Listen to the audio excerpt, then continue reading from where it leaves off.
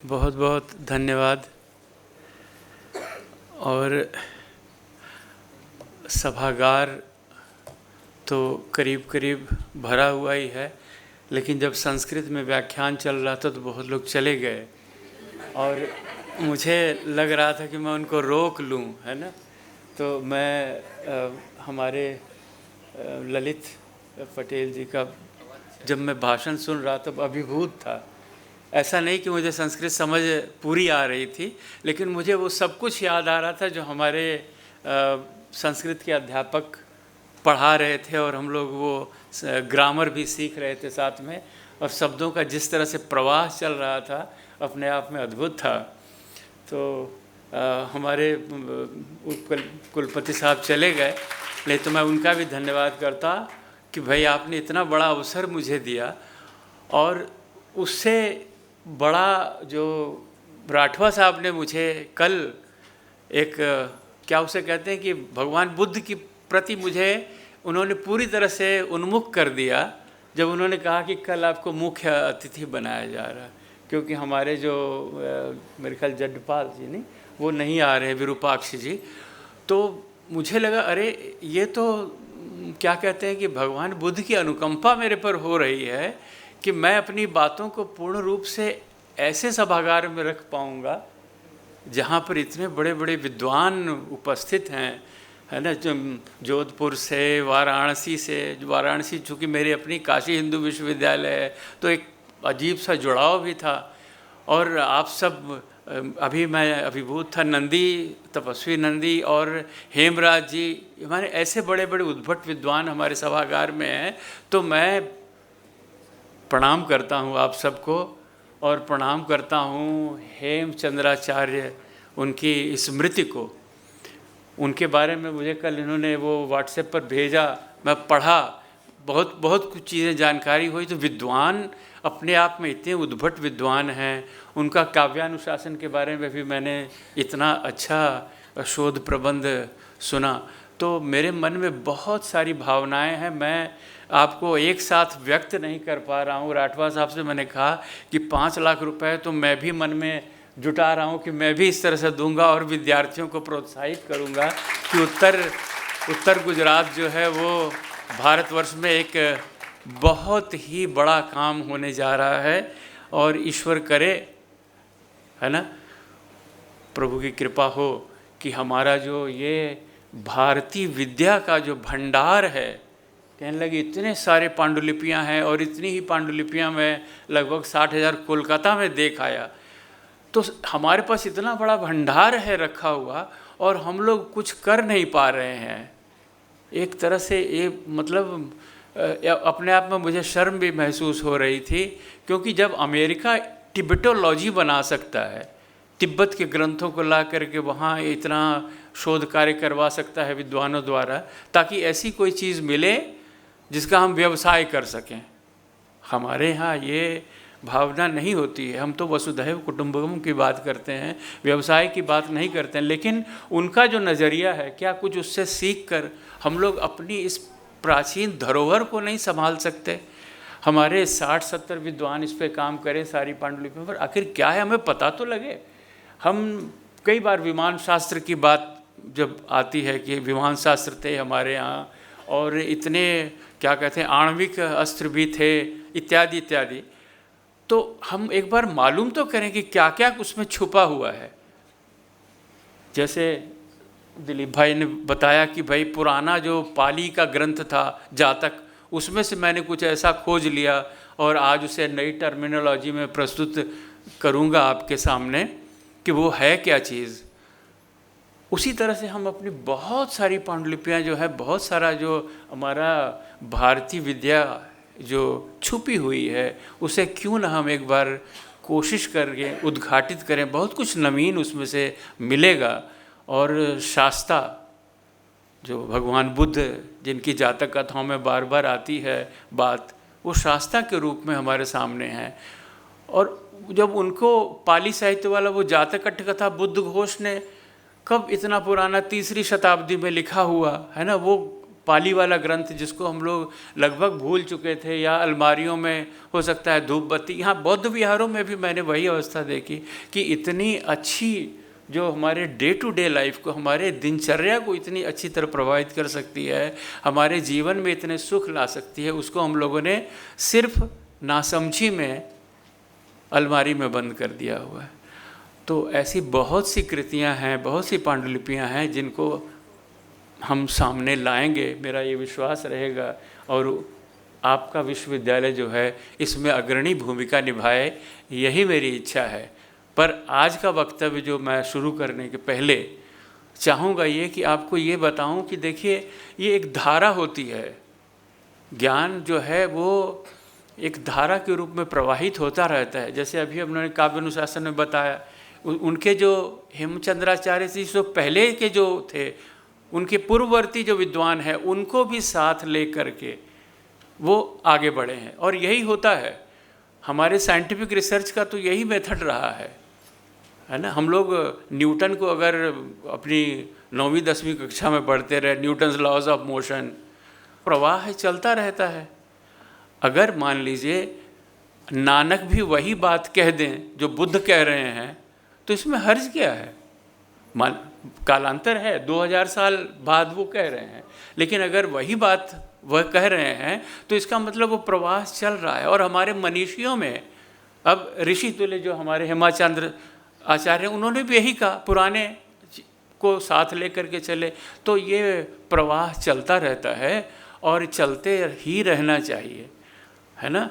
अब होता क्या है कि अगर सब कुछ दर्शन शास्त्र वाला भी वही है, अनेकांत का सिद्धांत जैसे जैन धर्म में है, हमारे सिख धर्म में भी, वो तो नानक तो यहाँ तक कह दिए, जगत जलंधर रख ले अपनी कृपा तार, जित द्वारे उबरे तिथे लई उबार, यानी जहाँ मेरा कल्याण होता हो मुझे वहीं उबार लेना। उनके लिए तो हर दरवाज़ा खुला हुआ है, इतना सेक्युलर उनका नज़रिया है। तो हम लोग को जो जानते हैं, जो ज्ञान विज्ञान में दक्ष हैं, जिनकी चिंतन शैली वैसी है, वो हमारे भारतीय ऋषि परंपरा में सब एक मानते हैं, है ना। और तब मुझे फिर वो जो हमारे काशी प्रसाद मिश्र जी ने वो सुनाया था, आपके यक्ष प्रश्नों में से एक प्रश्न था कि भाई पंथ क्या है ना, तो उसमें उन्होंने वो एक श्लोक मुझे अभी भी याद आता है कि वेदा विभिन्ना स्मृतियो विभिन्ना, नास्ति मुनिर्यस्य मतम न भिन्नम, धर्मस्य तत्वं निहितं गुहायाम, महाजनेन येन गत सपंथ। तो इतनी बड़ी बात है ना, जब हमारे भारतीय विद्या में है और हम फिर ये इधर उधर भटक रहे हैं, तो ये हमारी बेवकूफ़ी नहीं तो और क्या है। हम वसुधैव कुटुंबकम के लेकर के, अभी हमारे प्रधानमंत्री भी इसी को लेकर के बाहर पूरे विश्व में लेकर हम लोग अपनी विचारधारा को लेके जा रहे हैं। और अगर हम अपनी पुरानी पांडुलिपियों को भूल जाएंगे तो शायद इससे बड़ा अपराध दूसरा नहीं होगा। तो मैं उसी परंपरा में, ये जब बुद्ध घोष द्वारा रचित जातक अट्ठ कथा मिली, अब पाली साहित्य के जिस तरह से इन्होंने काव्यानुशासन की बात की, उस तरह से जातक का तो अभी तक उस तरह किसी ने अध्ययन ही नहीं किया। उसमें इतने अच्छे रस सिद्धांत और इतनी अच्छी यानी उत्कृष्ट उपमाएं, इतने अलंकार हैं, उस रूप में जातक का किसी ने अभी अध्ययन नहीं किया। कालांतर में होगा, निश्चित होगा, लेकिन मैं जो चीज़ उनमें से ढूंढ पाया, मैं मेटलर्जी का विद्यार्थी, कहाँ विज्ञान और कहाँ वो पाली जातक अट्ठ कथाएँ जब मुझे मिली, तो उसमें मुझे प्रबंध शास्त्र की चीज़ें दिखने लग गईं, क्योंकि मैं कारखानों में काम कर चुका था, जगह जगह प्रबंध के कई स्तर मैंने देखे, छोटे से लेकर धन के सारे लक्षण देखे, MBA में पढ़ा। तो मुझे लगा कि अरे ये शास्त्रा जो हैं, भगवान बुद्ध, ये पहले प्रबंधकीय गुरु थे मुझे लगता है कि। और फिर मैंने कहना भी शुरू कर दिया कि ये जातक अट्ठ कथाएँ जो हैं, अगर विश्व में कोई प्रबंध शास्त्र की पहली किताब लिखी गई है तो वो ये जातक है। और मैं बताऊं कि भगवान बुद्ध तो सिर्फ गाथा कहते थे, कोई गेय पद जिसको हम लोग कहते हैं, और जो पाली ये जातक अट्ठ कथा बुद्ध घोष ने लिखी, ये चंपू काव्य है, गद्य और पद्य मिला हुआ है। तो एक गाथा अगर आप पढ़ते हैं और उस गाथा का अर्थ अगर नहीं समझ में आता है तो उसके पीछे की कथा क्या है वो जानना जरूरी है। अब 563 अगर उनका हम लोग जन्म वर्ष मान लें भगवान बुद्ध का, और ये कहें कि भाई ठीक है, उन्होंने जब ज्ञान प्राप्ति के बाद ये सुत्त कहने शुरू किए, उनमें खुद्दक निकाय का 10वां ग्रंथ जातक है ना, तो इतने बाद की ये रचनाएं लिखी गई होंगी, यानी लिपिबद्ध हुई होंगी। पहले तो हमारी मौखिक परंपरा में भिक्षुओं ने याद की, स्थविरों ने याद की, और इस तरह से वो चलती रहीं रचनाएं। और आपको बताऊं, आश्चर्य होगा कि बुद्ध घोष को सिंघल जाना पड़ा, सारी रचनाएं यहाँ मिलती नहीं थी। जातक तो थे लेकिन उसके पीछे की अर्थ कथा क्या है, इसलिए उसको पाली में कहते हैं अट्ठ कथा। उसके पीछे का स्टोरी क्या है, क्योंकि अब जब मैं इन बातों पर आपसे डिस्कस करूँगा तो आपको बताऊं कि जातक तो सिर्फ पद्य है, लेकिन उस पद्य में एक कहानी छुपी हुई है।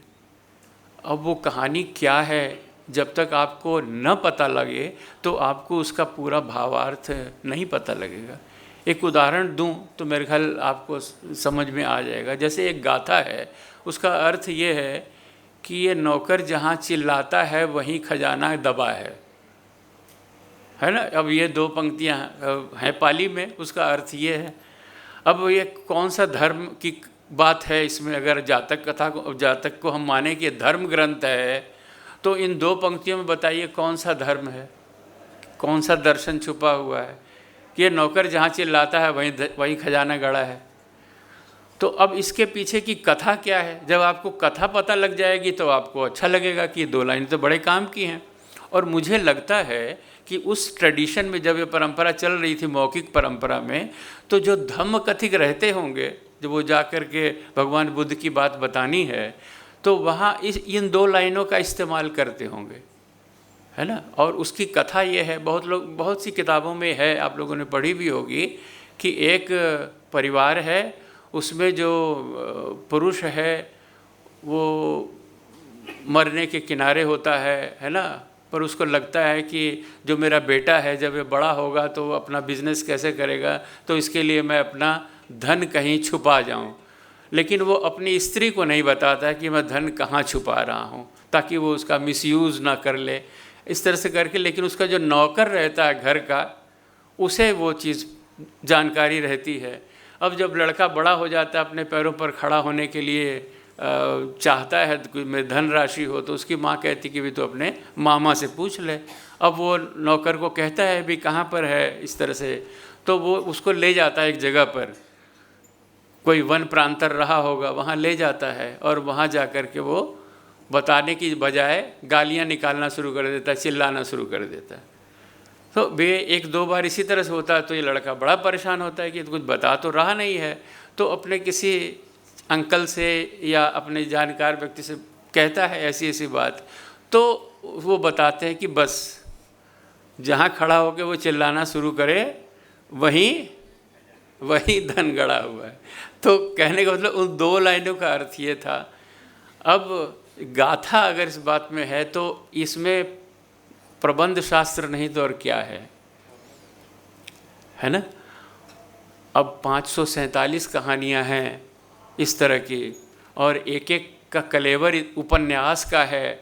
ऐसी भी कहानियाँ हैं जिनमें एक कहानी है महाउम्मग जातक, पूरा एक वॉल्यूम है ना, मोटा, हैरी पॉटर के हिसाब से। तो मैं वही सोच रहा था कि हैरी पॉटर को हमारे बच्चे पढ़ रहे हैं, और ये अगर उनको मिल जाए तो वो लोग हैरी पॉटर को भूल जाएं बिल्कुल, है ना। इतनी अच्छी किताब है वो। और उसमें एक महोषध का चरित्र आया है। वो महोषध बाल्यकाल से किस तरह से प्रतिभाशाली है, उनकी कहानियों के माध्यम से कैसे हम अपने बच्चों में प्रज्ञा का विकास कर सकते हैं, जैसे हम लोग करते हैं ना, रिडल्स समझाते हैं। तो उनमें आपको आश्चर्य होगा, एक ऐसा रिडल है तो मुझे लगा कि अरे बाबा ये तो सीधा आर्किमिडीज प्रिंसिपल की बात करता है। सुनाऊँ आपको रिडल क्या है? हो सकता है आप भी इस पर अपना दिमाग चलाएंगे। एक सिलिंड्रिकल लकड़ी का पीस है और उसे जो है वो राजा महोषध के पास भेजता है कि ये बताया जाए कि इसमें कौन सा हिस्सा मूल की तरफ का यानी जड़ की तरफ का है और कौन सा हिस्सा तने की तरफ का है ना। अब वो सिलिंड्रिकल पीस आप समझ ही सकते हैं कि वो समान डायमेंशंस है उसकी, तो कैसे पता लगे? अब उस लड़के महोषध ने बताया। तो इसका जो हल है, मैं आपको हिंट दे रहा हूँ कि आर्किमिडीज प्रिंसिपल है। अब उस जमाने में आर्किमिडीज तो बहुत बाद में हुए, लेकिन ये ज्ञान तो हमारे यहाँ पहले से था। जब ये प्रश्न है तो इसका मतलब लोग महोषध ने सॉल्व किया उसको। इस तरह की ऐसे प्रश्नावली उसमें कहानियाँ हैं कि वो कहानियाँ अगर हमारे बच्चों को पढ़ने को मिल जाएं करिकुलम में, तो प्रज्ञा तो छलांगे मारने लगे। इतनी अच्छी कहानियाँ हैं। मैं इसीलिए ले कर के अपना, जब ये रिसर्च मेरी पूरी हो गई तो मैं इसको ले कर के जगह जगह जा रहा था कि भाई इसको हमारे करिकुलम में शामिल कर लीजिए, बहुत अच्छी चीज़ें हैं इसमें। तो उस दिशा में मैंने बुद्धकीय प्रबंधन इसका नाम दिया और आपको कहानियाँ वो सुनाऊंगा, आपको अच्छे लगेंगे। कैसी प्रबंधन की कहानियाँ हैं। इनमें एक ये थी वहाँ उम्मग जातक, जिसको मैं श्रीलंका लेके पहुँच गया। श्रीलंका इसलिए लेके गया कि वो जो महोषध है वो आगे उस उपन्यास में इंटरनेशनल टेररिज्म जो आज की समस्या है उसका निदान कर रहा है, वो महोषध लड़का जो। और जब अन्ना हजारे अपना अभियान लेकर के निकले थे भ्रष्टाचार प्रबंधन का, कि भ्रष्टाचार अभी भी मतलब ईश्वर की दया बनी हुई है, भ्रष्टाचार उसी तरह से है लेकिन ये विश्वव्यापी हो गया है ना। अब तो दूसरे देश भी उसकी चपेट में आ गए। तो मैंने कहा कि ये देखिए यहाँ ऐसी 36 कहानियाँ हैं जातक में भ्रष्टाचार से सीधी संबंधित हैं। भ्रष्टाचार छोटे लेवल का, भ्रष्टाचार मिडिल लेवल का, भ्रष्टाचार हाईएस्ट लेवल का, यहाँ तक यानी उसमें निरूपण किया हुआ है और सबका समाधान दिया हुआ है। तो अगर मैंने भेज दिया डॉक्टर मनमोहन सिंह के पास कि ये देखिए किताब, तो ये बना करके मैंने भ्रष्टाचार प्रबंधन पांडुलिपि उनके पास भी एक भेज दी कि देखिए अगर सचमुच में अगर आप इंटरेस्टेड हैं तो यहाँ पर ये समाधान दिया हुआ है। लेकिन मुझे लगता है कोई भी इसमें इंटरेस्टेड नहीं था, है ना, शायद कुछ ऐसा ही रहा।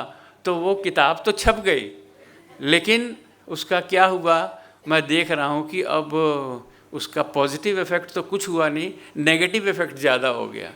अब वो और ज़्यादा व्याप्त हो गया। पंजाब में तो बुरी तरह से हो गया, है ना। अब क्या कहते, जो नई सरकार आई कहती है हम पकड़ेंगे, ज़ीरो कर देंगे।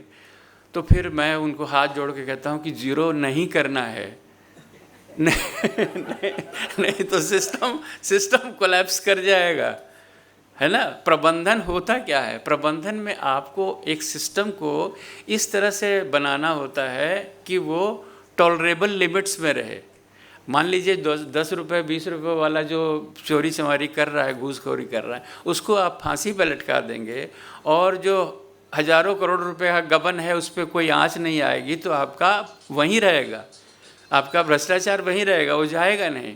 इसलिए भगवान बुद्ध जो हैं वो शास्त्रा के रूप में, उन कहानियों के रूप से ये निरूपित करते हैं कि एक सिस्टम जब बनता है तो उसमें बहुत कुछ अपवाद स्वरूप रह जाता है। 0% जो होता है वो असंभव हो जाता है। ये कहानियों में आया है ना। कहानियाँ भी मैं आपको सुना सकता हूँ सारी, लेकिन चूँकि बीज वक्तव्य है इसलिए सिर्फ आपको हिंट दे रहा हूँ कि आप इसको आगे पढ़ लेंगे। 1-2 कहानियों का मैं जिक्र ज़रूर कर दूँगा कि देखिए कोई भी सिस्टम आप बनाएंगे ना, मान लीजिए एक आप रूल बना देते हैं, आप साधारण सी बात बताओ कि 9 बजे आना है, तो कोई आवश्यक नहीं कि हर व्यक्ति 9 बजे आ जाएगा, उसमें डेविएशन होंगे ही, 5 मिनट 10 मिनट डेविएशन होंगे। तो आपको एक टॉलरेबल लिमिट उसमें रखनी है, जिसको हम लोग आज की भाषा में, आज के मैनेजमेंट लैंग्वेज में कहते हैं टॉलरेंस लिमिट। हर जगह देखेंगे आप, ये सिस्टम जो है तब तक कंट्रोल में रहता है जब तक वो संतुलन में रहता है ना। जब तक इक्विलिब्रियम में है, जब तक बैलेंस्ड है, तब तक वो सिस्टम चलता रहता है। जब सम्यक का अतिक्रमण होता है, उल्लंघन होता है, तो उस सिस्टम में तोड़फोड़, अराजकता, इस तरह की चीज़ें मिलने लग जाती। तो अगर आप ध्यान से देखेंगे तो हमारे समाज की आज जो विसंगतियां हैं, है ना, चाहे व्यक्तिगत स्तर पर लें, पारिवारिक स्तर पर लें, सामाजिक स्तर पर लें, जो भी आपको अराजकता सी दिख रही है ना, उसका मूल कारण है मॉडर्न मैनेजमेंट। यानी जिसको कहते हैं मैनेजमेंट के नाम पर हम मिसमैनेजमेंट हम लोगों सीख लिया है। क्यों? क्योंकि उनकी अवधारणा में है प्रॉफिट मैक्सिमाइजेशन, है ना। अब देखिए ना, वो उनके टर्म्स ही ऐसे हैं। एफिशिएंसी को कैसे डिफाइन करते हैं? आप में से जो इसको समझ सकते हैं, output by input, output by input को एफिशिएंसी कहते हैं। और आउटपुट का अर्थ हुआ कि क्या आपने प्रोड्यूस किया, इनपुट माने आपने क्या लगाया। कम से तो इसका क्या अर्थ हुआ कि आप शोषण करें, येन केन प्रकारेण आप आउटपुट बढ़ाएं, इनपुट कम करते जाएं, आपकी एफिशिएंसी बढ़ती जाएगी। तो आप मेरा मूल्यांकन इसी हिसाब से करेंगे, अपने प्रोजेक्ट्स का मूल्यांकन इसी हिसाब से करेंगे, शिक्षा का मूल्यांकन इसी हिसाब से करेंगे, है ना। तो उससे होने वाला क्या है कि आपकी सारी जो चीज़ें हैं वो प्रोत्साहित कर रही हैं कि हम गलत करें, है ना। और इसमें कोई ये मैं समझता हूँ कि अनायास नहीं हो रहा है। हमारी जो नई पीढ़ी है वो यही सीख रही है, हमारे जो विद्वान यानी जो प्लानिंग कमीशन में हैं वो इसी तरह की मानदंड लिए हुए हैं। तो जब तक हम इस मूल अवधारणा पर विचार नहीं करते कि सचमुच में हमें बुद्धकीय प्रबंधन को अडॉप्ट करा, जिसका अर्थ क्या है कि बहुजन हिताय बहुजन सुखाय। जब आपकी प्लानिंग में इस तरह की बातें मानवीय संवेदनाओं से भरपूर, यानी आपके मन में जब ये भावना है कि भाई हम जो गलत भी करने जा रहे हैं तो उसका ऐसा अर्थ ना हो जो कि विध्वंसकारी हो, जब ये भावना है, अगर मान लीजिए हम झूठ भी बोल रहे हैं, एक हमको कहीं झूठ बोलना पड़ रहा है, लेकिन उसका उद्देश्य अगर पुण्य है तो वो फिर भी आपको बुरा इफेक्ट नहीं देगा, या अगर देगा भी तो कम होगा। लेकिन ऐसी जो लालच से ही प्रेरित है, जो आपके तृष्णाओं से ही ग्रस्त है ना, जो अवधारणा, वो आपको जाहिर है बहुत अच्छा परिणाम नहीं दे सकती। मेरे ख्याल ये ज़्यादा थ्योरेटिकल हो गया, मैं थोड़ा एक आध उदाहरण द्वारा इस चीज़ को बताऊं, है ना। जैसे मैं बता रहा था कि ये 0% वाला जो भ्रष्टाचार है वो कैसा हो सकता है ना। तो 0% वाले भ्रष्टाचार का एक उदाहरण वहाँ मिलता है। प्रेस अगर चला गया हुआ है तो कोई बुरी बात नहीं है ना, क्योंकि ये ऐसा उदाहरण है जिसमें थोड़ा सा 0% वाला टच है। एक भिक्षु है जो विहार से निकला है, विहार से निकल कर के वो पुष्करणी में, यानी आप बाहर कोई तालाब था जिसमें कमल फूल खिले हुए हैं, बहुत सुंदर समीर बह रहा है और वो उसकी जो गंध है वो मतलब सुगंध फैल रही है, और भिक्षु थोड़ा उससे अभिभूत है और वो ले रहा है, आराम कर रहा है, रिलैक्स मूड में है। तब तक एक देवी प्रकट होती है और कहती है कि भिक्षु तुझे शर्म नहीं आती, सुगंध की चोरी कर रहा है। तो वो थोड़ा सा घबरा जाता है कि भाई चोरी मैं कैसे कर रहा हूँ, है ना, ये तो समीर के साथ सुगंध चली आ रही है, तो ये चोरी कैसे हुई। तब तक क्या होता है कि एक व्यक्ति घुसता है और जितने कमल के फूल हैं वो तोड़ मरोड़ के अपनी बोरी में भर के और ले जाता है। तो वो कहता है, देवी अभी आपके सामने जो हुआ ये तो, इसे तो चोरी नहीं कहना चाहिए, है ना, ये तो सब ठीक ही था।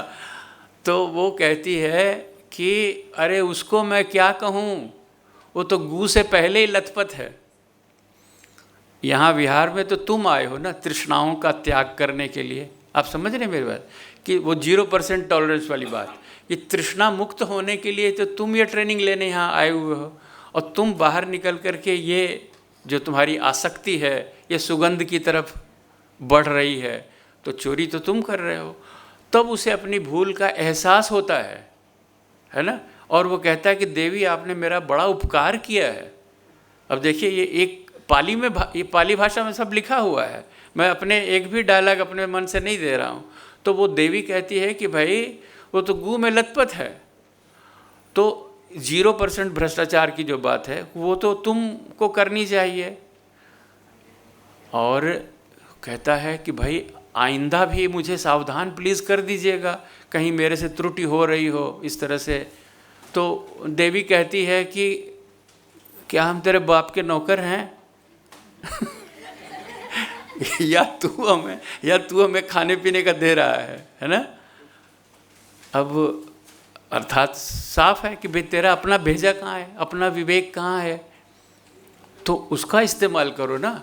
तो देखिए हम जो 0% की बात अगर करते हैं तो हमें किस तरह का हमें अपना आचरण रखना होगा कि डबल सावधानी रखनी होगी, है ना। अब मैं जब अपने नौकरी वाले हिस्से को पीछे मुड़ के देख रहा था तो ऐसी छोटी मोटी भूलें तो मैं भी करता था, थोड़ा बढ़ा के दे दिया, टीएडीए थोड़ा एक्स्ट्रा कर दिया, है ना, जहाँ खर्चा नहीं भी हुआ है दे दिया। अब मैं समझता हूँ कि ये तो इस तरह का तो भ्रष्टाचार बहुत लोग करते हैं, पकड़ में ना आए वो अलग बात है, लेकिन जो अगर विवेक से देखेंगे तो हमें 0% भ्रष्टाचार में उतना भी लालच नहीं होना चाहिए, ठीक है ना। तो अब दूसरा भ्रष्टाचार के इसी तरह के नमूने और उस कहानियों में आते हैं। 36 कहानियां हैं, वैसे मैं अब सबको डील नहीं करूंगा, लेकिन मैं इस तरफ इशारा कर रहा हूं कि देखिए जातक कथाओं में क्या ये कहानी इसलिए रखी गई थी कि धर्म की शिक्षा दी जाए, है ना। इससे कोई बहुत बड़ा धर्म या दर्शन की बात तो नहीं हो रही है, वो तो अलग आप सुत्त पिटक में देख लेंगे अगर उसमें डिटेलिंग में जाएंगे। यहाँ एक कहानी के माध्यम से आपको प्रबंध शास्त्र की शिक्षा दी जा रही है कि भाई अगर रेड लाइट है तो वहाँ रुक जाओ, ये सोच करके कि भाई कोई नहीं देख रहा है, क्रॉस तुम जंप कर जाते हो, उसमें एक्सीडेंट्स होते हैं, है ना। तो 0% भ्रष्टाचार तो हर व्यक्ति का दायित्व बन जाता है, छोटे से छोटे नागरिक का भी, चाहे वो चाय दुकान ही चला रहा है, लेकिन वहाँ भी अगर उसके मन में भावना आ जाती है लालच की, है ना, और वो समझिए कि गलत चीज़ें इस्तेमाल करने लग जाए तो वो भ्रष्टाचार में ही गिना जाएगा। तो उस तरह का भ्रष्टाचार जो है अगर उसे आप 0 करने लगेंगे, है ना, तो वो आपको समाज में बहुत बड़ा परिणाम, बहुत बड़ा पॉजिटिव रिजल्ट नहीं दे सकता। लेकिन बड़ा अधिकारी कि राजा से बड़ा अधिकारी और कौन हो सकता है जो उन कहानियों में है ना, जो कि पूरी तरह से जिसको डिसीज़न मेकिंग अथॉरिटी जिसको कहते हैं, तो डिसीज़न मेकिंग अथॉरिटी पर जब ये अंकुश लगेगा कि वो भ्रष्टाचारी न हो तो आपको अच्छे रिजल्ट मिलने शुरू हो जाएंगे। अब देखिए ये सिर्फ एक फील्ड है, इस तरह के उसमें ऐसे हर मैनेजमेंट फील्ड की कहानियां हैं, 547 हैं। उनका वर्गीकरण करेंगे तो आप पाएंगे कि उसमें दाम्पत्य कलह प्रबंधन की भी कहानियां हैं, है ना, जो मेरी दूसरी किताब थी।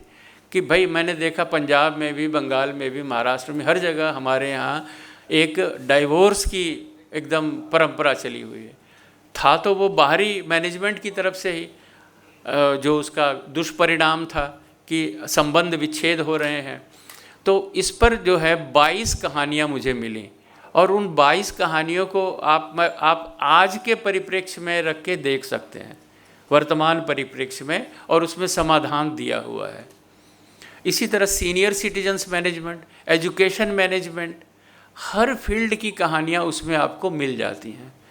अब मॉडर्न मैनेजमेंट के बरक्स, है ना, उससे अगर आप तुलना करेंगे तो इन कहानियों में एक नए ढंग की अवधारणा आती है जो कि आज हम मिस कर रहे हैं, है ना। बाद में हमारे जो पाश्चात्य विद्वान हैं वो लोग एथिक्स ऑफ बिजनेस मैनेजमेंट इस तरह करके उसमें एडेंडम लेकर के आए कि नहीं, हमारे बिजनेस में एथिक्स होना चाहिए। लेकिन पहले से उनके दिमाग में वो बात नहीं थी। जब टेलर या फेयल या जो उनके इंडस्ट्रियल रिवोल्यूशन के बाद जो मैनेजमेंट साइंटिस्ट हुए, उन लोगों ने ऐसी कोई बात नहीं की। उस समय तो वो एर्गोनॉमिक्स बना रहे थे कि आपके हाथों की भी मूवमेंट ऐसी होनी चाहिए जो कि बिल्कुल प्रोडक्शन को 10 गुना बढ़ाए। यानी उनका सबसे पहला उद्देश्य क्या था कि हम प्रोडक्टिविटी बढ़ाएं, प्रोडक्शन बढ़ाएं। इंसान से उनको कोई विशेष लगाव नहीं था, है ना।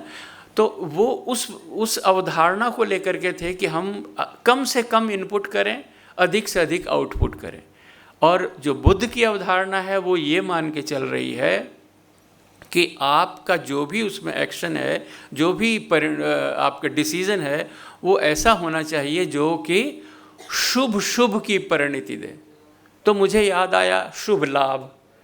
हमारे यहाँ देखिए, आप पुराने बिजनेसमैन को जाएंगे, पुराने मारवाड़ियों के यहाँ भी, तो बाहर लिखा होगा शुभ लाभ। यानी हमें ऐसा लाभ नहीं चाहिए जो अशुभ हो। जो कस्टमर और सेलर है ना, कस्टमर और बिजनेस बीच के बीच जो रिलेशन होना चाहिए वो शुभ शुभ होना चाहिए। और इसकी कहानियाँ आपको जातक में मिल जाती हैं। शेरी वाणिज्य जातक जैसे एक बहुत ही मशहूर कहानी है, उस तरह से सैंधव जातक एक बड़ी मशहूर कहानी है। अब आपको जान के हैरानी होगी, मैं थोड़ा सा इतिहास अगर बताऊं, कि अनाथ पिंडक नाम का जो व्यापारी था जिसने जेतवन दान दिया था भगवान बुद्ध को वहाँ श्रावस्ती शहर के किनारे, कि वहाँ से आप अपना संघ का स्थापना करें, प्रचार प्रसार करें। तो उस अनाथ पिंडक की कहानी उसमें कई बार आती है। अब अनाथ पिंडक ऐसा व्यापारी था जो तीनों टाइम भगवान के दर्शन करने जाता था।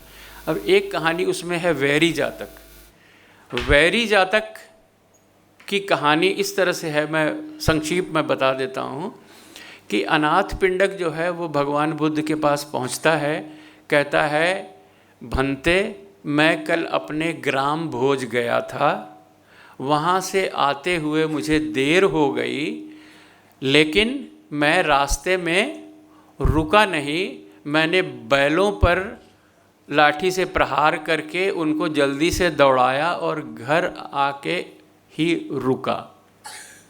ठीक है। अब ये एक इन्फॉर्मेशन 4 लाइनों में एक पैराग्राफ में दी हुई है। इसको खोलते हुए जो कथा जो लिखी गई, जिसको हम लोग अतीत वत्थु के नाम से जानते हैं, उसमें भी वही कहानी है। सिर्फ उसमें क्या होगा, एक चरित्र आया है बोधिसत्व। मैं इसलिए आपकी जानकारी के लिए बता रहा हूँ कि जातक अट्टकथा जब भी आप पढ़ेंगे तो उसमें आपको एक चरित्र आएगा बोधिसत्व, और ये बोधिसत्व ही वो बुद्धिस्ट मैनेजर है जो आपको समाधान देता है। ठीक है। उसमें बोधिसत्व भी यही समाधान दे रहा है एक कहानी के माध्यम से कि उसने भी वही किया था जो तुमने किया, है ना, और कहानी समाप्त हो जाती है। अब जो जातक कथाएं पढ़ रहे होंगे उनके लगेगा कि एक तो कहानी रिपीट कर दी गई है, ऊपर भी वही नीचे भी वही, अंतिम लाइन में दे दिया कि बोधिसत्व और कोई नहीं, मैं था। अब ये बोधिसत्व और कोई नहीं, मैं था, मैं माने भगवान बुद्ध था, इस लाइन को लोगों ने इस रूप में ले लिया कि भगवान बुद्ध का एक जन्म उस रूप में हुआ था, बोधिसत्व के रूप में, है ना, जो कि वहाँ पर एक उस कहानी में एक सेठ के रूप में है। तो इस तरह से लोगों ने इसको गलत समझ करके 547 पूर्व जन्म मान लिए, है ना। उससे एक बहुत भयंकर ये भूल हो गई कि बोधिसत्व की पूजा होने लगी, मूर्तियाँ बनने लगी, और चूँकि ये धर्म फैल रहा था जगह जगह महायान के रूप में, है ना, तो वहाँ बहुत कुछ दूसरे देशों में इस रूप में चला गया।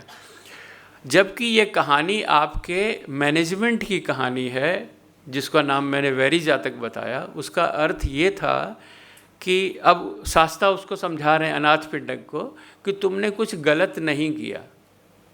क्यों गलत क्यों नहीं किया? कि तुमने तो बैलों पर प्रहार किया, है ना, जबकि अहिंसा का उपदेश भगवान बुद्ध दे रहे हैं। यानी तुमने उस अहिंसा का जो उपदेश है उसका पालन नहीं किया, इसको बोलते हैं डेविएशन। तुमने अक्षरशः पालन नहीं किया। परंतु ये जो डेविएशन है ना, इसको अगर हम कहना चाहें तो इसमें कितना % डेविएशन हुआ? तुमने कोई जीव हत्या तो की नहीं, तुमने थोड़ा करुणा इसलिए नहीं दिखाई क्योंकि देर हो रही थी, है ना, और ये बैल हो सकता है कि भूखे प्यासे हैं और तेज़ नहीं चल पा रहे हैं, तुमने उसको पैने से उसको मार करके जल्दी हाँक दिया, तो थोड़ा सा तुमने करुणा नहीं दिखाई, लेकिन इतना टॉलरेबल है, इतना डेविएशन टॉलरेबल है। मेरी बात समझ में आ रही है सबको? तो ये जो डेविएशन है ये हमारे आज के मैनेजमेंट में भी हम पढ़ाते हैं कि कोई भी आप रूल बनाते हैं तो वो अक्षरशः पालन नहीं होता है, डेविएशन उसमें होता ही होता है। उस डेविएशन को हम लोग नापते हैं और आपके पास जब डेटा होता है तो आप स्टैंडर्ड डेविएशन निकालते हैं। एम आई राइट? अगर कुछ लोग मैनेजमेंट के यहाँ हैं तो वो समझ सकते हैं इस चीज़ को कि स्टैंडर्ड डेविएशन निकाल करके उस सिस्टम को सेट करते हैं। एनीवे, मैं इस बात पर आपको ले आना चाहता हूँ कि ये कहानी देखिए, क्या ये प्रबंध शास्त्र की कहानी नहीं है जो ये बता रहे हैं कि ये डेविएशन जो है ये टॉलरेबल है। इसी तरह से भ्रष्टाचार का जो मैंने उदाहरण दिया, वैसी कहानियाँ आपको बहुत सारी मिलेंगी जिसमें ये डेविएशन बताए गए हैं। मान लीजिए भगवान बुद्ध कहते हैं पंचशील में कि आपको झूठ नहीं बोलना है, पिशुन जो निंदा नहीं करनी है, झूठ नहीं बोलना है। अब बताइए कि जो उनके उपासक व्यापार कर रहे हैं या वकील के धंधे में हैं, वो कितना झूठ बोलते होंगे, है ना। तो अब कोई कहे कि अक्षरशः पालन, तो अक्षरशः पालन तो हो नहीं रहा, डेविएशन तो हो रहा है। अब उस डेविएशन को आपने मैनेज करना है, उसकी कहानी जातक कथा है, समझ रहे हैं? वो उसमें धर्म की से ज़्यादा बात है मैनेजमेंट की। मैनेजमेंट क्या होकर नहीं आया, कैसे? अब क्लासरूम में गया है, टीचर पूछ रहा है कि तुम लोग होमवर्क करके लाए हो?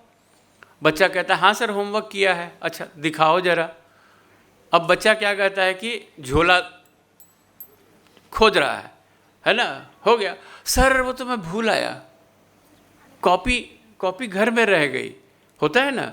तो उस बच्चे ने क्या किया,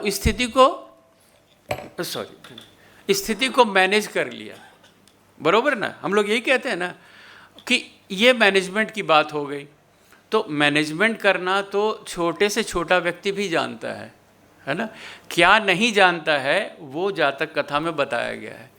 वो ये है कि बुद्धकीय प्रबंधन किस तरह से मैनेज करना चाहिए, है ना। इस तरह से मैनेज कीजिए कि जिसमें आपके शुभ की परिणति हो। मान लीजिए इसी बच्चे का उदाहरण ले, अब एक घर जा कर के इसने होमवर्क कर लिया, अगले दिन दिखा दिया, प्रॉब्लम सॉल्व हो गई, है ना। तो डेविएशन तो हुआ लेकिन मिनिमल डेविएशन हुआ और इसका कोई दुष्परिणाम नहीं हुआ, है ना।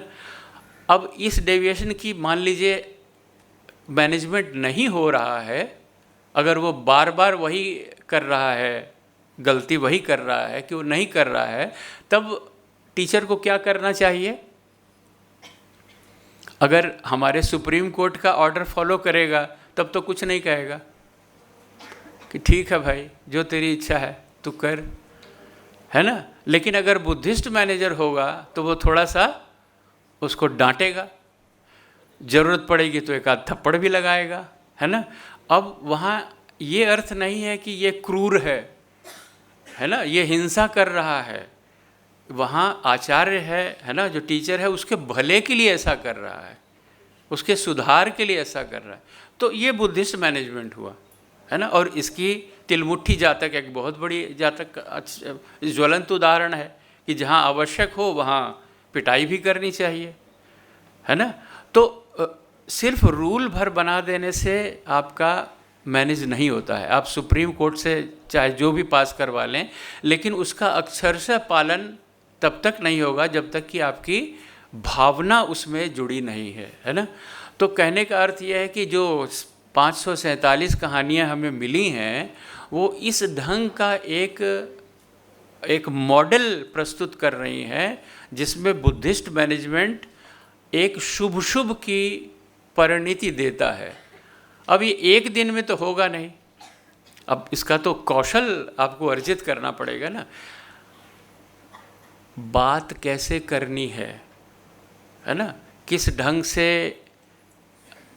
किस जगह पर, किस वक्त इस तरह से कहा जाए कि आप माने आपका संप्रेषण कंप्लीट हो जाए। कम्युनिकेशन स्किल की ट्रेनिंग हमारे मॉडर्न मैनेजमेंट वाले भी खूब देते हैं, है ना। पर्सनालिटी डेवलपमेंट, लाइफ स्किल्स वगैरह वगैरह आप देखे होंगे, बहुत जगह सिखाया जा रहा है। क्या चीज़ नहीं सिखाई जा रही है कि उद्देश्य क्या है ना।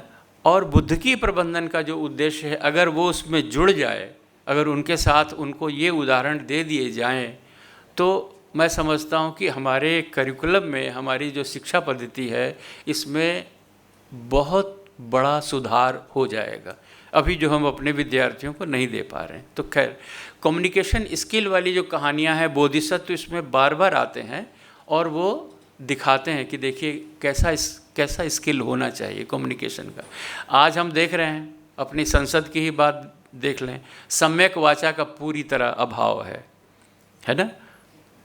देख रहे हैं ना, पूरे अगर भारतीय परिदृश्य में देख लें तो हमने शायद वो कुछ सीखा ही नहीं सम्यक वाचा का। तो एक छोटा सा सिद्धांत अगर हम कर लें अपने जीवन में तो बहुत चीज़ें सुधरने लग जाती हैं।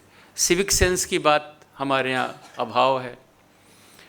ये सारी चीज़ें हमें जातक कथा से प्राप्त हो रही हैं, बोधिसत्व सिखा रहे हैं। और प्रबंधन इसलिए उसमें आ रहा है क्योंकि आपको इसमें एक बैलेंसिंग की बात कही गई है। एक छोटा सा उदाहरण दूंगा, जैसे मैं बोल रहा हूँ, मैं किस टोन में बोलूँ, है ना। धीरे बोलूँ तो हो सकता है सुनाई नहीं दे, बहुत ज़ोर से बोलूँ तो चिल्लाहट हो जाएगी। तो एक ऑप्टिमाइजेशन करने वाली बात है ना। इसको भगवान बुद्ध ने बड़े सरल तरीके से समझाया वीणा के उदाहरण से, कि वीणा की तार को इतना मत कसिए कि टूट जाए और इतना ढीला भी मत छोड़िए कि वो कोई सुर ही न बजे उसमें। ये आपके हर जगह मैंने देखा एप्लीकेबल है। और इसकी कहानियाँ हैं कि आपको सम्यक पथ का पालन करना है, सम्यक पथ पर चलना है, बहुत ज़्यादा भी नहीं और बहुत कम भी नहीं। मुझे वो याद आती है लाइन संस्कृत की, अति सर्वत्र वर्जयेत, लेकिन अति दुमुही होती है, ये उस सूक्त में नहीं है। आप जब जातक कथाओं में देखेंगे तो आपको दोनों अतियाँ मिलेंगी, 100% वाली भी और 0% वाली भी, है ना। किसी को मतलब ताड़ना नहीं देनी है, वो 0% हो गया। अगर उसको मार मार के ख़त्म कर देना है तो जैसा कि बीच में कोई केसेस हुए जिसके बाद सुप्रीम कोर्ट को रूल बनाना पड़ा कि आप बच्चों को छेड़ेंगे नहीं, है ना, कॉर्पोरल पनिशमेंट मना कर दिया गया। तो वो एक अति थी। अति का हमेशा निर्वाह क्या, उसको नज़दीक भी नहीं जाना चाहिए, जिसको कहते हैं कि एक्सट्रीम को अवॉइड कीजिए, ऑप्टिमाइज़ कीजिए।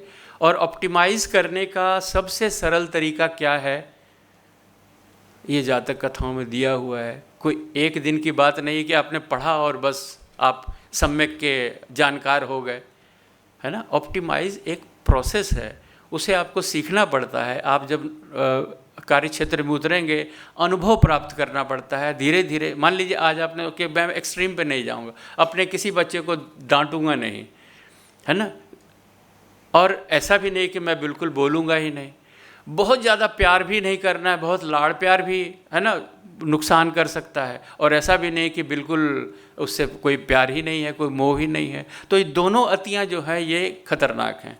एक मध्यम पथ का करते हुए, जिसको कई लोगों ने कहा मध्यम प्रतिपदा, या बाहर वाले स्कॉलर्स कहते हैं मिडिल पाथ। शब्द है सम्मा, सम्मा यानी सम्यक, पाली का शब्द है सम्मा। तो सम्मा जो है उसका पैरेलल अगर कोई वर्ड आप मॉडर्न मैनेजमेंट में पाते हैं वो है ऑप्टिमाइज़। ऑप्टिमाइज़ करना है, हर प्रोसेस में आप ऑप्टिमाइज़ कीजिए और एक्सट्रीम को तो पहले ही अवॉइड कर दीजिए, है ना। अब राजनीति का क्षेत्र हो, आपका सामाजिक क्षेत्र हो, पारिवारिक क्षेत्र हो, शिक्षा का क्षेत्र हो, हर क्षेत्र में अगर इसका निर्वाह हो जाए तो बहुत सारी हमारी प्रबंधकीय समस्याएं जो हैं वो अपने आप निपट जाएंगी। आज आप देखिएगा सारे एक्सट्रीम, माफ़ी मांगो, है ना, तब बात आगे बढ़ेगी, है ना। इस तरह की अब इस पे कहानियाँ हैं, इतनी ज़बरदस्त कहानियाँ हैं कि आप पाएंगे कि भाई देखिए ये भगवान बुद्ध तब की बात कर रहे हैं, तब उस ज़माने में। अति को आप पहले हटा दीजिए, है ना, मानवीय संवेदनाओं के हिसाब से आप चीज़ों को देखिए तो एक अच्छा रिज़ल्ट मिलेगा, है ना। नटशेल में अगर मैं मान लीजिए इस सब का कंक्लूड करूं, इस सब का निचोड़ आपके सामने रखूं, तो जो प्रश्न आपको बार बार उद्वेलित करेगा वो ये है कि भाई हम कैसे करें, कैसे पता करें ऑप्टिमम क्या है ना। ऐसा तो नहीं कि जो हमारे जो लीडरशिप है उसे पता नहीं है कि एक्सट्रीम क्या है, पता है, लेकिन होता क्या है, इनर्शिया पकड़ लेता है। जब आप करते जाते हैं तो एक इनर्शिया आ जाता है और वो गति जो है वो आपको आगे एक्सट्रीम पर ले जाती है। तो उसका तरीका क्या है? उसका तरीका है फीडबैक लीजिए। ये बड़ा ही साइंटिफिक तरीका है। जब हम लोग एक्सपेरिमेंट करते थे केमिस्ट्री के, तो मुझे याद है सर, है ना, सारे विश्वविद्यालयों में जब केमिस्ट्री वाले करते हैं तो टाइट्रेशन का एक होता है, उसमें ब्यूरेट और पिपेट में बेस और एसिड का रिएक्शन करवाते हैं, उस थोड़ा सा फॉर्मल्डिहाइड डाल देते हैं या मिथाइल ऑरेंज डाल देते हैं कि कलर चेंज जहाँ होगा वह न्यूट्रल पॉइंट का पता लग जाएगा, है ना। अब उसमें क्या है कि हम नोट करते हैं, इतना 1 मिलीलीटर डाला था, रंग चेंज हुआ कि नहीं हुआ उसको नोट करते हैं, फिर 1 मिलीलीटर डाला या 2 ड्रॉप डाले और देखा कितना क्या रिज़ल्ट हुआ। तो कहने का मतलब कि ऑब्जर्वेशंस और उसका रिज़ल्ट, हम ये फीडबैक लेते रहते हैं। तो हमारे जीवन का या हमारे किसी भी सिस्टम का ये एक साइंटिफिक मेथड है और भगवान बुद्ध उसी की बात करते हैं। इसीलिए बार बार कहते हैं यही पसी को आओ देखो, है ना, मैं तुमको मार्ग बता सकता हूँ, चलना तुमको स्वयं है, ये उन्हीं की लाइन है ना, मैं तुमको पकड़ के चला नहीं सकता हूँ, बता देता हूँ ये रास्ता है।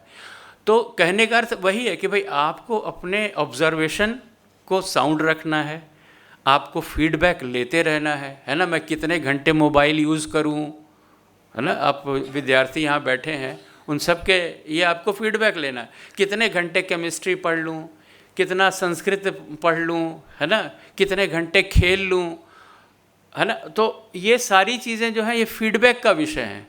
आप अपने शरीर पर लागू करके देखिएगा, आपको एक सम्यक पता लग जाएगा, है ना, जब आप फीडबैक लेना शुरू करेंगे। और फीडबैक की ये कहानी मैं आपको एक सुनाता हूँ, तब आपको पता लगेगा कि सचमुच में जातक कथाओं का मर्म क्या है, कितनी साइंटिफिक कहानियाँ हैं, है ना। मैं 2 घूंट ले लेता हूँ पानी, उसके बाद आपको ये कहानी सुना करके फिर इसका में आ गई कि फीडबैक लेना चाहिए। अब देखिए, और बुद्ध घोष की जो शैली होगी वो उसी तरह की होगी, पुराने ज़माने की, है ना।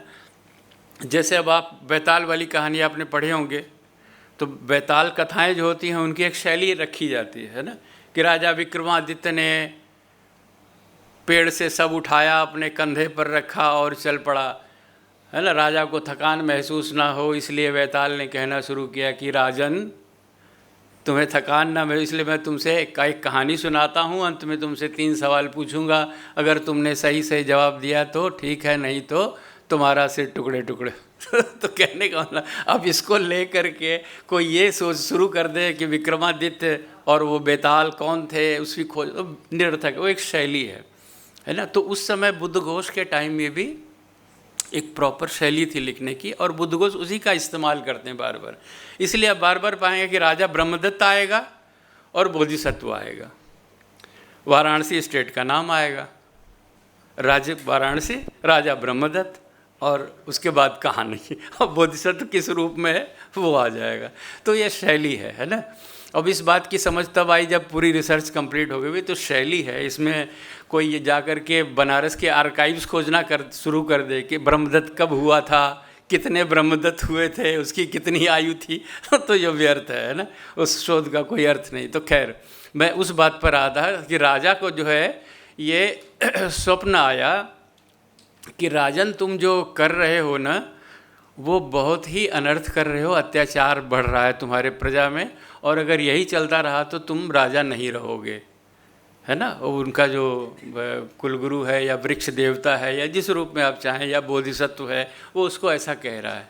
अब राजा कहता है कि महाराज मैं तो बहुत न्यायपूर्वक शासन करता हूँ, हमने तो कभी अत्याचार कुछ किया ही नहीं है, हमारे अमात्य तो सब कह रहे हैं कि सब बढ़िया है हर जगह, है ना। लेकिन तो पेड़ कहता है कि नहीं, तुम खुद जा कर के चेक करो।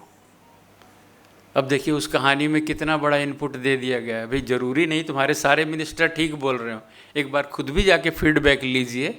तो हमारे यहाँ एक परंपरा थी कि भेष बदल के जाते थे, है ना। तो राजा जो है फिर वो भेष बदल के और अपने जो विश्वस्त अमात्य है उसको साथ लेकर के निकलता है। अब निकलता है, राजधानी से बाहर ही जाता है तो एक कांटा किसी को चुभ गया है, बूढ़े आदमी को। वो कांटा तो बाद में निकालेगा, पहले ब्रह्मदत्त को गालियां दे रहा है ना। तो वो जो उसका साथ में मंत्री है वो बेचारा बड़ा दुखी हुआ कि अभी तो निकले ही हैं, तो पहला एग्जाम्पल इसने जो है पूरा हमारी खराब कर दी, पूरी प्रेस्टीज डाउन कर दी।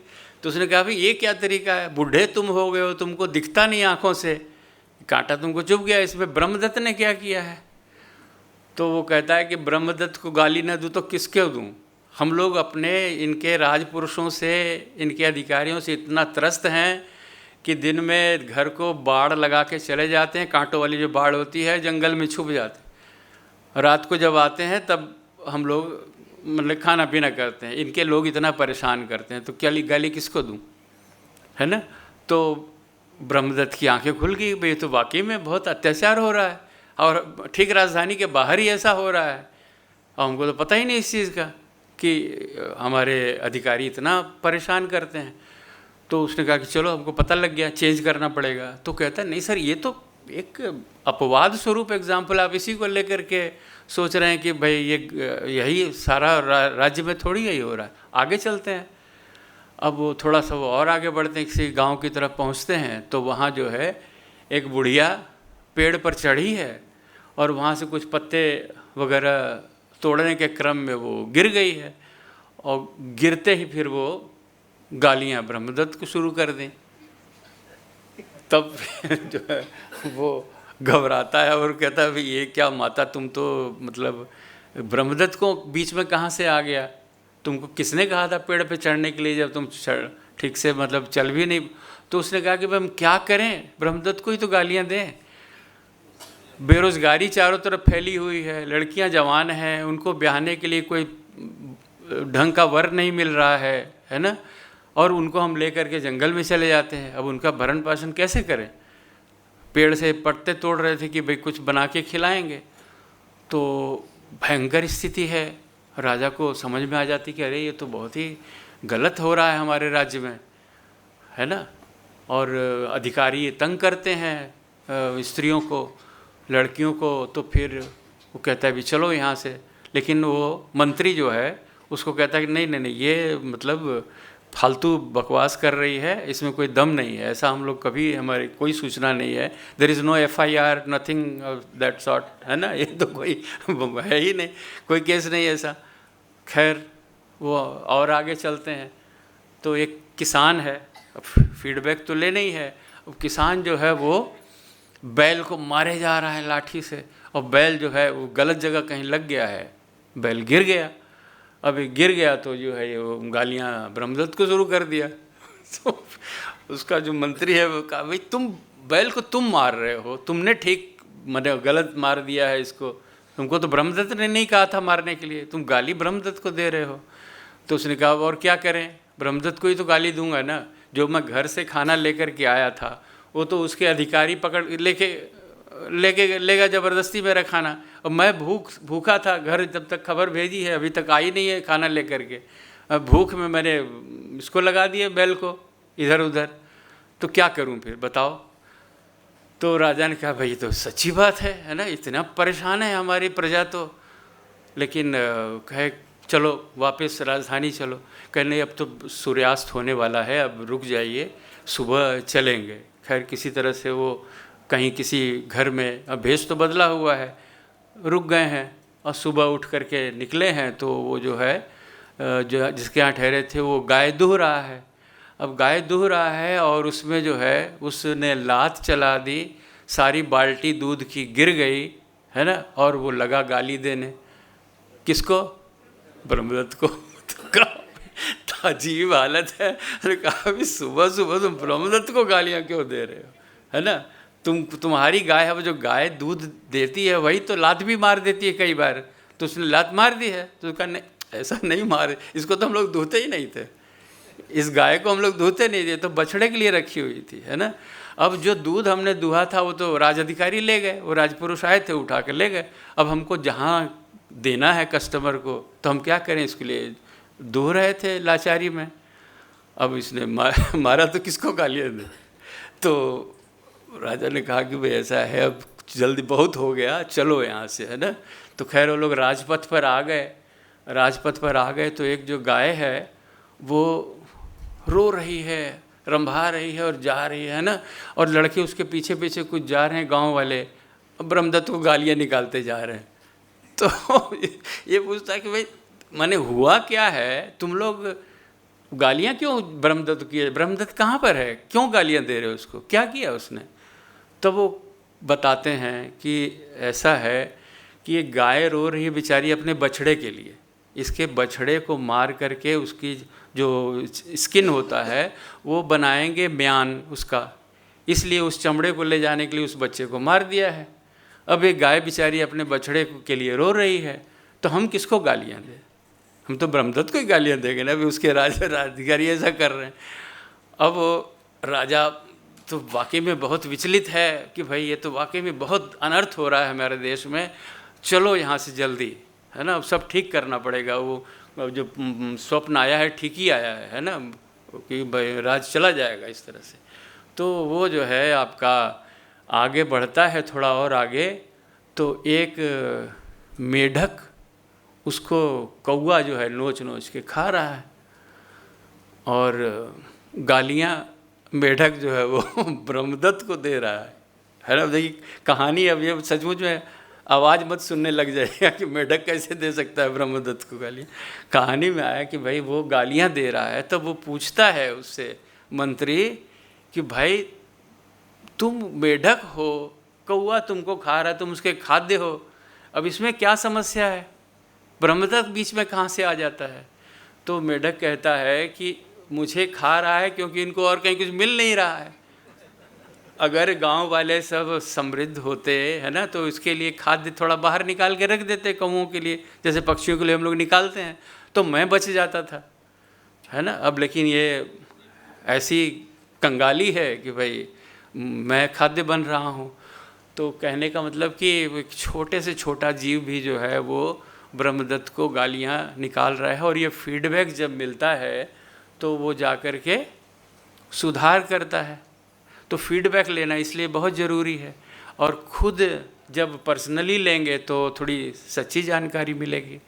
तो बुद्धिस्ट मैनेजमेंट, बुद्ध की प्रबंधन को माने सीखने के लिए आपको सबसे ये फीडबैक वाला जो तरीका है ये इस्तेमाल करना पड़ेगा, चाहे अपना शरीर हो, चाहे अपना परिवार हो, या अपना शिक्षा क्षेत्र हो, या मतलब आप जहाँ काम कर रहे हैं वहाँ का क्षेत्र हो, है ना। तो आपके मन में जब ये भावना है कि हमें ऑप्टिमाइज करना है, अति को नहीं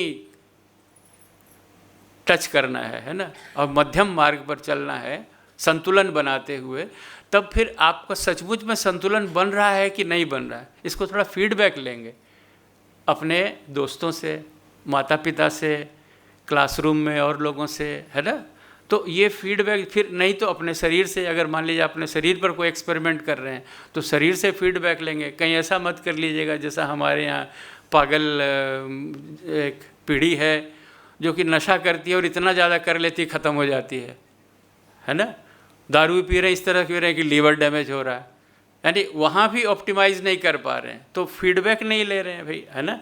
आपको किसी ने दिया डोज और आप पूरा डोज चबा गए, है ना। तो कम से कम उस ढंग से ऑप्टिमाइज़ करना सीखिए, थोड़ा सा लीजिए, नमक थोड़ा सा लीजिए, देखिए क्या शरीर किस रूप से रिएक्ट कर रहा है ना। तो ये पद्धति है एक्सपेरिमेंटल, ये फीडबैक लीजिए। और ये हर जगह मैं समझता हूँ कि जो यूक्रेन और रूस की युद्ध हो रहे हैं ना, वहाँ अगर मैं भगवान बुद्ध से सोच रहा था कि मुझे ऐसा प्लेटफॉर्म दो जैसा अभी राठवा साहब ने दिया है कि मैं अपनी बात बता पाऊँ, अब माने बुद्ध की बात बता पाऊँ। इन लोगों को यूक्रेन के जो हमारे ज़ेलेंस्की हैं और पुतिन साहब हैं, उनके सामने सिर्फ एक कथा बताने की ज़रूरत है, जातक कथा, और उनका दिमाग ठंडा हो जाएगा, युद्ध रुक जाएगा।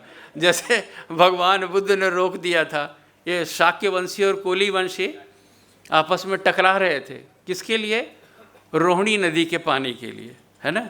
और भगवान बुद्ध को जब ये समाचार मिला है, वहाँ जेतवन में थे, समाचार मिला है, तो ये अपने प्लानिंग कर रहे हैं। देखिए ये कुणाल जातक में लिखा हुआ है, मैं इसलिए कहता हूँ कि प्रबंध शास्त्री कहानी प्लानिंग कर रहे हैं, लाइक ए जनरल मैनेजर या मैनेजिंग डायरेक्टर, कि मैं जाऊँगा तो वहाँ उनको ये वाली कहानी सुनाऊँगा फंदन जातक, उसके बाद उनको ये वाला सुत सुनाऊँगा, उसके बाद फिर उनको भद्रसाल जातक सुनाऊँगा, ऐसे करके प्रॉपर प्लानिंग करके तब वो वहाँ पहुँचते हैं, है ना। देखिए वो लोगों को शांत करना है तो मालूम है, कॉन्फ्लिक्ट मैनेजमेंट करना है, और वहाँ बाकायदा स्ट्रेटजी बना करके जाते हैं और उनसे पूछते हैं, जब वो तो मरने मारने के लिए तैयार हैं, शस्त्र निकाले हुए हैं, और कहा कि ऐसा है कि भाई तुम लोग जो करने जा रहे हो ये किसके लिए कर रहे हो, माने व्हाट इज़ द प्रॉब्लम। तो बताते हैं कि भाई रोहिणी नदी का पानी ये लोग ज़्यादा ले रहे हो, कर रहे हो, ये लोग ज़्यादा ले रहे हैं, तो तुम लोग जो युद्ध करोगे इससे क्या होगा? तो होगा यही कि कुछ उधर के लोग मरेंगे, कुछ उधर के लोग मरेंगे, मारकाट होगी। तो मारकाट होगी तो क्या निकलेगा उसमें से? तो कहे कि खून निकलेगा, उनका भी खून निकलेगा, हमारा भी खून निकलेगा। अच्छा, तो खून महंगा होता है कि पानी महंगा होता है? तो कहे कि भाई तो पानी इससे ज़्यादा खून बहुत महंगा होता है। तो बोले फिर एक नगण्य सी चीज़ है, एक तुच्छ सी चीज़ है, उसके लिए तुम लोग इतना महंगा खून बहा रहे हो? कुछ बात समझ में, यानी कोई लॉजिक नहीं है इसका। तब दोनों फिर शांत होते हैं, अपना शस्त्र रखते हैं, और उसके बाद ये अगली कहानी फंदन जातक सुना देते हैं। तो आप लोगों को सुना दूं क्या फंदन जातक है कि कैसे दोनों को? तो यही कहानी अगर उनको सुना दी जाएगी, ज़ेलेंस्की और उसको, तो वो हो जाएंगे नीचे, है ना। क्या है कि अति पे चले गए हैं, है ना, अति पे चले गए हुए हैं, और पूरा विश्व जो है झोंक दिए हैं उसमें, है ना।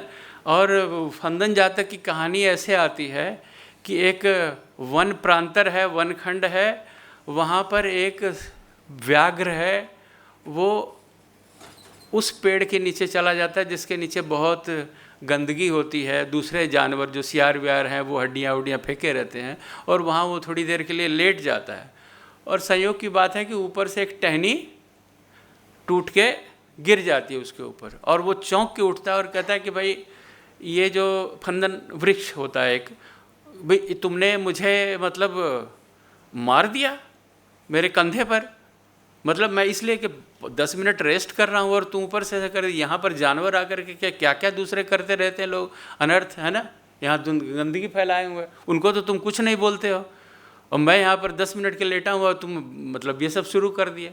अब देखिए, अब वहाँ पर वो फंदन क्या कहे वृक्ष बेचारा, लेकिन ये जो है ये गुस्से का मारा आगे निकलता है। तब तक एक जो है वो जो कहते हैं बढ़ई, जो उन दिनों बैलगाड़ी के चक्के बनाता था, उसके लिए लकड़ी ढूंढ रहा था, है ना, लकड़ी ढूंढ रहा था। तो उसको व्याघ्र कहता है लकड़ी बढ़िया चाहिए ना, हाँ ये जो वृक्ष है ना फंदन, बहुत बढ़िया लकड़ी है, बहुत अच्छा चक्का बनता है ना। तो उधर डायरेक्ट कर देता है। अब फंदन के पास से लकड़ी आ जाता है प्रहार कुड़ाई करने, तो फंदन कहता है कि तुम तो, मैं समझ गया हो, तुम लकड़ी वाला चक्का बनाओगे, लेकिन उस पर अगर वो व्याघ्र का अगर चमड़ा चढ़ा दोगे ना तो उसकी लॉन्जिविटी बहुत बढ़ जाएगी। फंदन का ये तो मेरे को तो कटना ही है। अब जरा इसको भी तो कहा कि वो व्याघ्र की कहाँ से मिलेगी, अभी तो गया तुम्हारे सामने ही तो गया, ज़्यादा दूर नहीं गया होगा।